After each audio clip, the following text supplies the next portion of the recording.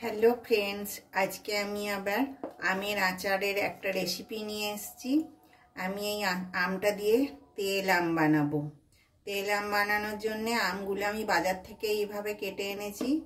কেটে এনে ভালো করে পরিষ্কার করে ধুয়ে নিয়ে একটাই হালকা রোদ দিয়েছিলাম কয়েক ঘন্টা, আর এতে শুধু হলুদ মাখিয়ে রোদে দিয়েছিলাম। এই আচারটা বানাবার জন্য আমি প্রথমে একটা মশলা বানিয়ে নেব। এতে আছে শুকনো লঙ্কা দুটো, অল্প ধনে, অল্প সর্ষে, কয়েকটা গোলমরিচ, কয়েকটা মেথি দানা আর অল্প জিরে। এগুলোকে আমি শুকনো খোলায় কিভাবে ভাজবো তারপরে গুঁড়ো করব দেখে নেন।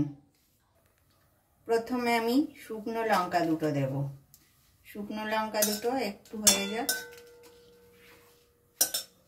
এবারে আমি গোলমরিচ কটা দিয়ে দেব, তারপরে ধনেটাও দিয়ে দেব।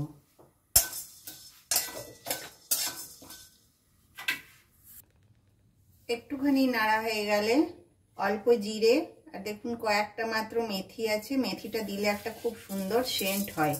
বেশি মেথি দিলে কিন্তু তেতো হয়ে যাবে। এবারে এটা আমার ভাজা হয়ে গেছে, এটাকে নামিয়ে সর্ষেটা দিয়ে দেব। সর্ষেটা আলাদা করে দিতে হয়, তা নয় তো সর্ষেটা পুড়ে যায়।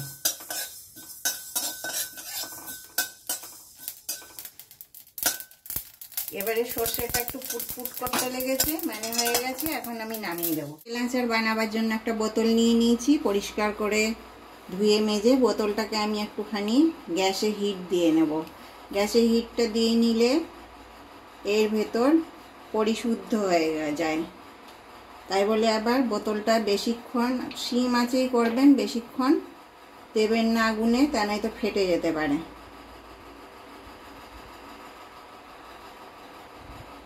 এই আচারটা বানানো খুব সোজা। অনেকে গ্যাসেও বানায় পাক করে করে, তা আমি পাক করে করে করব না। আমি এখানে মেখে নিয়ে বানাবো। প্রথমে আমি আমটা নিয়ে নিয়েছি, এর মধ্যে আমি অল্প সর্ষের তেল দেব। এই তেলটা এখন কিন্তু কাঁচা আছে, এটা এখন ফুটানো নেই। এর মধ্যে পরিমাণ মতন নুন দিয়ে দেব।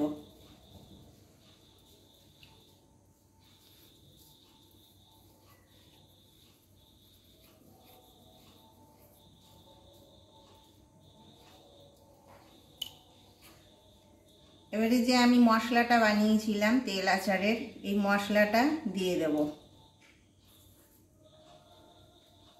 এখন এগুলোকে ভালো করে আমি মেখে নেব। এবারে আমি এই আমগুলো আস্তে আস্তে বোতলের মধ্যে ঢুকাবো। ঢুকিয়ে নিয়ে তারপরে আবার দেখাচ্ছি। এইভাবে আমি সব আচারটা ভরে নিয়েছি। আর তেলটা এখন আমি দিইনি, তেলটা আমি গরম করে ঠান্ডা করব, ঠান্ডা করে ভরবো। আর এই মশলাটা ওপর থেকে আমি দিয়ে দেব।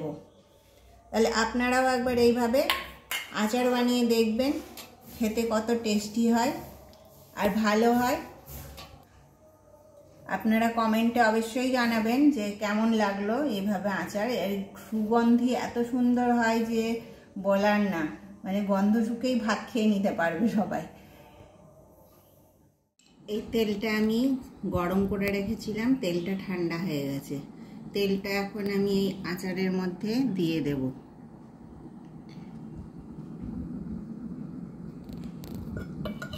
তেলটা যদি গরম করে দেওয়া হয়, আর আরেকটু মশলা আছে এটাও দিয়ে দেব। তেলটা যদি গরম করে দেওয়া হয় তাহলে আচারে একটা বিচ্ছিরি চিট্টি চিট্টি গন্ধ আসে না, আর পচেও যায় না। এই আচার অনেক দিন থাকে, 2-3 বছর পর্যন্ত এটা একেবারে ভালো থাকবে। আপনারাও এইভাবে একবার আচার বানাবেন। আর আমার চ্যানেলটাকে লাইক, শেয়ার, সাবস্ক্রাইব করবেন।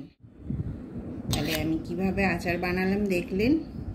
আর এইটাকে এখন আমি বেশ কিছুদিন রোদে দেব, তারপরে মাঝে মাঝে অবশ্যই আপনারাও রোদে দেবেন। নমস্কার।